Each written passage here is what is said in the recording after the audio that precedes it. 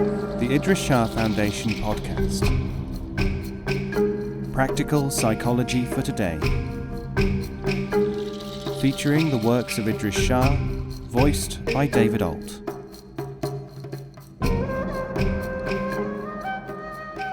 Welcome to the Idries Shah Foundation podcast.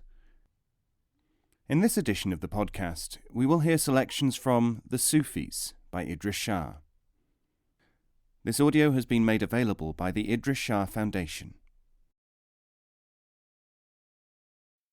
Omar Khayyam. True devotion is for itself, not to desire heaven, nor to fear hell. Rabia el-Adawiyah. The quatrains of Omar, son of Abraham the tent-maker, have been translated into almost every language in the world.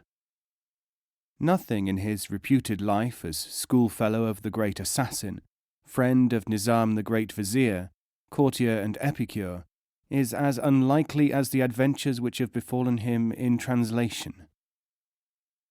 It has become a commonplace that the Rubaiyat, translated by Fitzgerald, more faithfully represents the Irish poet than the Persian. Yet this is itself a superficial assessment, because Omar represents not himself, but a school of Sufi philosophy. It is necessary not only to know what Omar really said, but what he meant by it. There is a further interest in the fact that in amalgamating ideas from several Sufi poets and putting them out in the name of Omar, Fitzgerald unconsciously maintained a Sufic impact in English literature. Let us start with Fitzgerald's translation.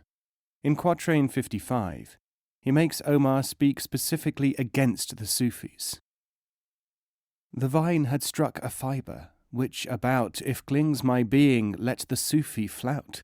Of my base metal may be filed a key, that shall unlock the door he howls without.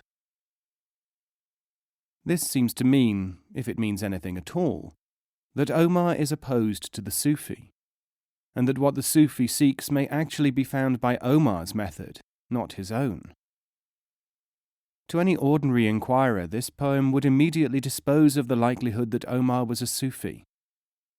The Sufis believe that within mankind there is an element, activated by love, which provides the means of attaining to true reality, called mystical meaning. If we turn to the original poem from which quatrain 55 was translated, looking for flouting Sufis or not, this is the meaning which we find in Persian. When the original cause determined my being, I was given the first lesson of love. It was then that the fragment of my heart was made the key to the treasury of pearls of mystical meaning.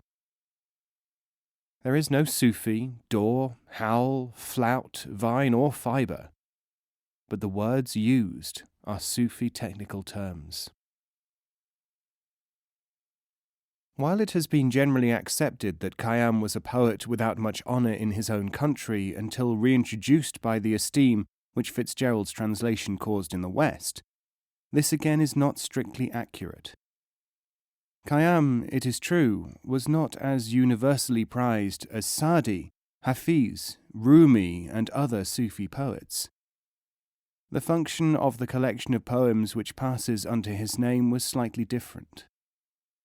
It is doubtful whether any Sufis were asked as to what they thought of Khayyam, and it must be admitted that even if they were asked, few of them would care to discuss the matter with an outsider. Immense and painstaking labour has been devoted to the task of assessing which quatrains from the many collections of Omarian verse are original or genuine. From the Sufi point of view, since Omar was not the teacher of a school of mystics, but a single teacher and the exemplar of a school, the question is void of importance. Much interest has been shown by literary researchers in the possible influence upon Omar of the blind poet Abu al-Ali al-Mari. In the Luzum, written a generation before Khayyam, Mari published very similar poetry which is said to be reminiscent of Khayyam. Mari wrote like Khayyam and Khayyam like Mari, a Sufi would say, because they were both writing from the point of view of the same school. Khayyam probably copied Mari just as much as two swimmers copy each other if they swim together, having learnt, separately or together, from the same source. This is the impasse which develops when one party, the literary, is looking at one facet of a work, and another party, the mystic, at the intention or influence within a certain context. Khayyam is the Sufi voice, and the Sufi voice to the Sufi is timeless. In poetry, it will not submit readily to time-centered theories. That Khayyam has been rediscovered in Persian through the fame of translations is correct. If we amend this to read, Khayyam was not well known to non-Sufis until comparatively recently in Persia. However, through the efforts of Western scholars, his work has become known very widely to non-Sufis there. Professor Cowell, who introduced Omar to Fitzgerald and taught him Persian, found the Sufi content in Khayyam through talks with Indian scholars of Persian. Some later scholars have concluded that these people misled the professor. Some Western experts will have no Sufic content in Khayyam. The Reverend Dr. T.H. Weir, a lecturer in Arabic, Khayyam wrote in Persian, wrote a book about Omar in which he is quite clear about this. The truth is, he says in his Omar Khayyam the Poet, that one cannot read half a dozen lines of Omar without seeing that there is no mysticism here, any more than in Burns. He does not tell us what kind of mysticism he is referring to, or how he would identify it. Fitzgerald himself was confused about Omar. Sometimes he thought that he was a Sufi, sometimes not. But he had himself absorbed a great deal of Sufi thought. Heron Allen, who made a most careful analysis, shows that material which people had thought was concocted by Fitzgerald often came from other Persian poets. These authors were the ones which have, since Chaucer, most influenced English writers, the Sufis Attar, Hafiz, Sa'di, and Jami. Perhaps intentionally, but probably accidentally, Fitzgerald had become soaked in Sufic teachings from what are Persian basic texts. These matured in his mind until they emerged, mixed with Omar, to form the Rubaiyat in English. Had Fitzgerald known about the special teaching technique used by Khayyam, following up a line of thought in order to imply its shallowness, he might have provided something even more effective in its impact. The translator also missed the stress placed by Khayyam on the Sufic state of understanding which comes after inebriation, contained in such passages as this. I cannot live without wine. Without the cup's draught I cannot carry my body. I am the slave of that breath in which the Saki says, take one more cup, and I cannot do so. This is a clear reference to the condition attained under Sufi teachers when what was an ecstatic experience develops into a real perception of the hidden dimension beyond the metaphorical drunkenness. Fitzgerald's version of Khayyam has never been improved upon in English because, in order for Sufi ideas to be transmitted to any extent in any generation, there must be a certain measure of harmony between the ideas and the formulation of the time. This is not to say that everyone could see this content in Omar. He captured Swinburne, Meredith, and millions of people seeking a way of thinking outside the conventions within which they felt themselves imprisoned.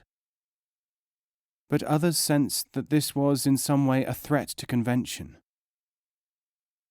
A celebrated Doctor of Divinity, Dr. Hastie, did not attempt to understand the depth in Khayyam. He found the Fitzgerald version of the rudest wit and shallowest reflection, lean and flashy songs. Fitzgerald himself had produced a new-patched Omar, exciting miserable, self-deluded, unhealthy fanatics of his cult, This cult was a literary craze and delusion, infatuation and spurious idolatry. Did the reverend gentleman feel his values threatened by one who was, after all, only a tipsy toper, cowardly scamp, bankrupt, blustering, purblind braggart? Omar was perhaps as often misunderstood in the East as in the West. Perturbed because so many English-speaking Muslim students in India were enthused over Khayyam in Fitzgerald's translation, at least one Orthodox Muslim divine circulated a warning. In The Explanation of Khayyam, Maulvi Khanzada, Lahore 1929, a widely circulated pamphlet, he did what he could to fit the problem into his own perspective. First, he argues, not without reason, that Fitzgerald did not know Persian really well. Secondly, he insists that Cowell did not know it well either. Both scrawled badly, like small children.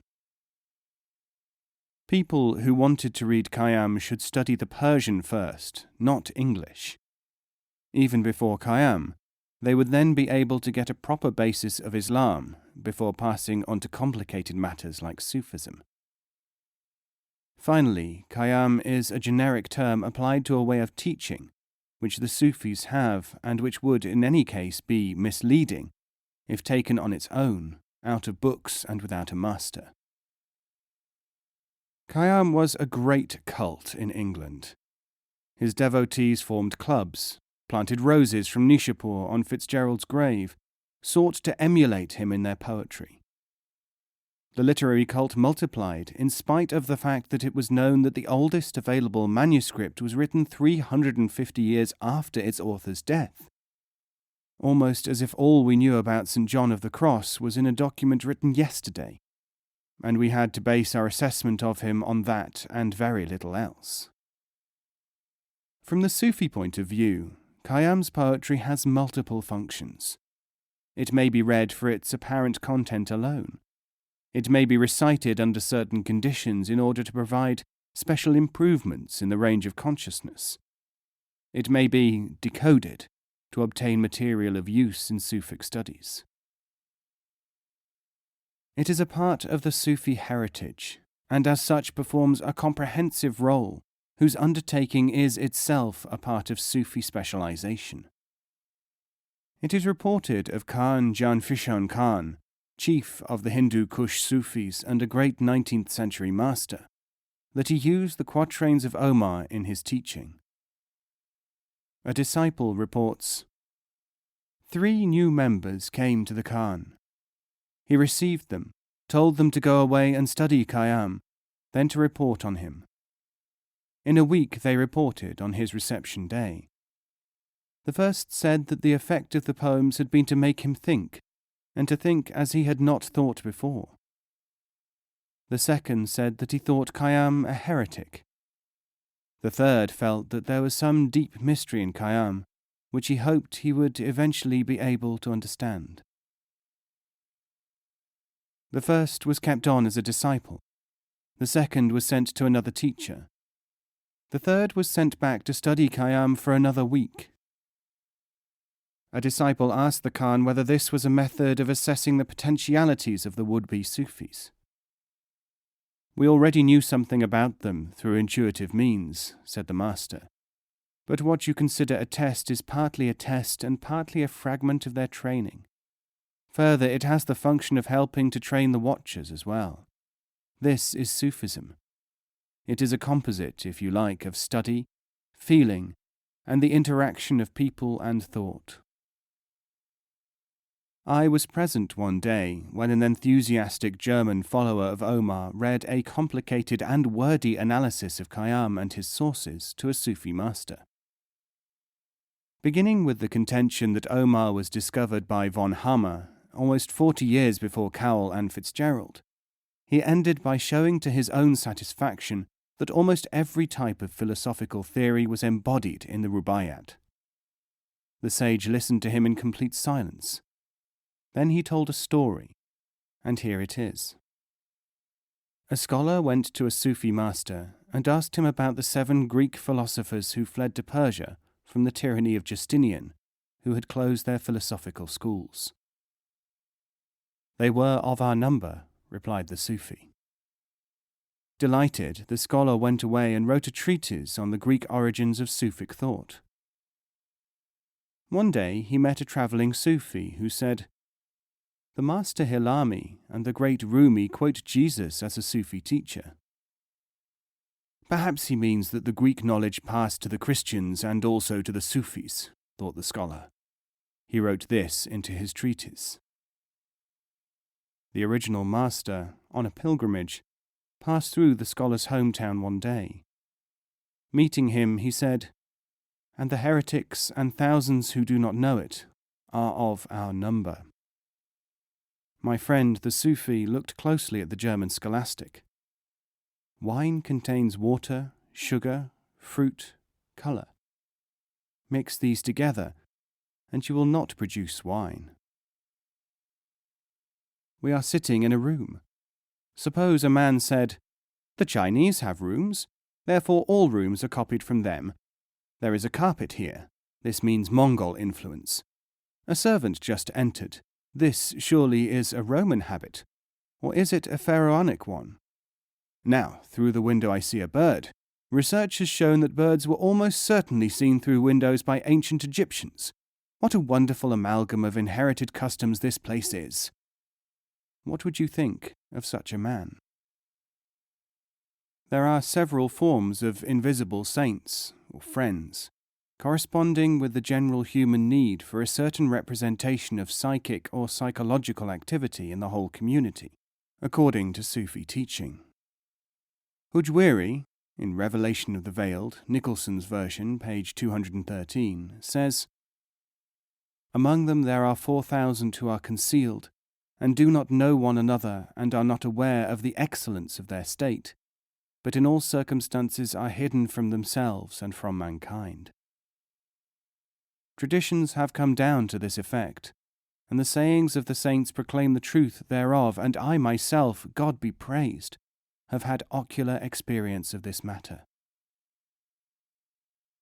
E. H. Winfield, Mathnavi, London 1887, page 27 and following, related this concept more closely with current ideas as to who or what such people might be.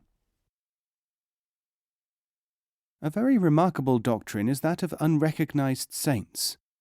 There are always on earth 4,000 persons who are, so to speak, saints without knowing it.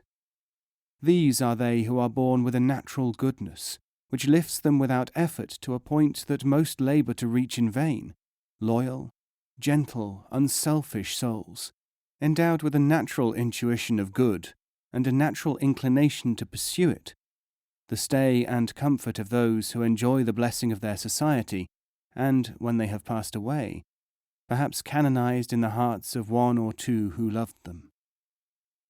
Spontaneous goodness of this sort is not to be submitted to rules or forms. The inward inclination, not the outward ordinances, is the source of their goodness. Against such there is no law. They have a standard of thought and character of their own, quite independent of the praise or blame of men of externals. Sufi teaching accords such people a place in the total evolutionary pattern of mankind. Omar's so-called theory of transmigration was assessed by Professor Brown, one of the greatest British authorities on Persian literature and author of the standard Literary History of Persia, who quotes a traditional tale about the poet supposed to prove that he believed in reincarnation. The poet was, one day, about to pass an old college in Nishapur, accompanied by a group of his students. A string of donkeys, carrying bricks for the repair of the building, entered. One, however, refused to pass through the gates. Omar looked at the scene, smiled, and went up to the donkey, reciting an extempore poem. O one who has gone and returned, your name has been lost from among names. Your nails are combined into hooves, your beard a tail, now on the other end. The ass now readily entered the college grounds. The disciples, puzzled, asked their teacher, "Wise one, what does this mean?" The spirit which is now within that ass was once inside the body of a teacher in this college. It was reluctant to go in as a donkey. Then, finding that it has been recognized by a fellow teacher, it had to enter the precincts. But Omar was not, as has been thought by externalists, indicating a possibility that some element of human entity might attach itself to another living form. Neither was he just taking an opportunity of tilting at the sterile scholasticism of his time. Nor was he showing that he could influence donkeys by means of verse. If he was not showing off in front of his disciples, not playing a joke, not carrying out some private activity mysterious to the unenlightened onlooker, not preaching a form of reincarnation, not essentially versifying, what was he doing? He was doing what all Sufi teachers do, applying a complex impact for the benefit of the students, allowing them to participate in the fact of accompanying a teacher through a comprehensive experience. This is a form of demonstrative communication which is known only to those who have been through the rough and tumble of a Sufi school. The moment the process is split up by the inquiring mind, in an attempt to relate it to a single, even a double rational meaning, the meaning itself drops away. The disciple learns through this method things which cannot be conveyed by any other. Reproduce them in print, and unless you add a caution, trying to indicate their special character, the situation will appear to the most earnest inquirer as obscure at best. The name which Omar chose for his own, Omar Khayyam, decodes by numerical cipher to Gaki, squanderer of goods, a name used for a man who does not care for the ordinary things of this world, when dissipation of attention upon them prevents his developing of meaningful perception of another dimension. One of Omar's most telling poems against mechanical thinkers, academic or emotional, might still be used with every justification to reproach his later self-appointed critics and expounders. O ignorant ones, the road is neither this nor that.